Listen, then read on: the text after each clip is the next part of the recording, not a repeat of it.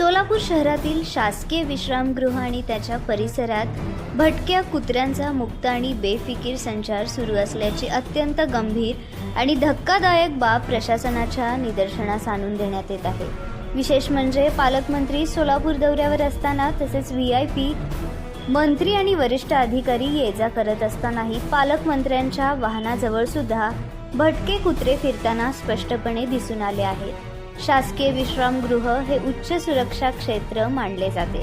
अशा ठिकाणी भटक्या कुत्र्यांचा वावर सुरू असणे हे महानगरपालिका प्रशासन, पशुवैद्यकीय आणि आरोग्य विभागाच्या गंभीर निष्काळजीपणाचे आणि कर्तव्यद्रोहाचे द्योतक आहे। भटक्या कुत्र्यांमुळे नागरिकांच्या जीवितास धोका निर्माण होणे हे भारतीय दंड संहिता, भारतीय न्याय संहिता अंतर्गत गंभीर दुर्लक्षेच्या श्रेणीत येते। या परिसरात कुत्र्याचा चावा घेणे, या परिसरात अपघात होणे किंवा कोणतीही अनुचित घटना घडल्यास त्यांचा संपूर्ण जबाबदारी संबंधित प्रशासनावर राहील याची स्पष्ट नोंद घ्यावी।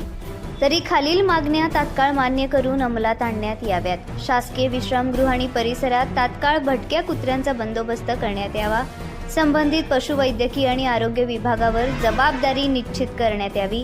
भविष्यात अशा घटना पुन्हा घडू नयेत यासाठी कायमस्वरूपी प्रतिबंधात्मक उपाययोजना राबवण्यात याव्यात। निष्काळजीपणा आणि हलगर्जीपणा करणाऱ्या अधिकाऱ्यांवर कारवाई करावी असे सोलापूरकरांची मागणी आहे। वेळेत उपाययोजना न झाल्यास आम्ही तीव्र आंदोलन करू असा इशारा सोलापुरातील नागरिकांनी दिला आहे।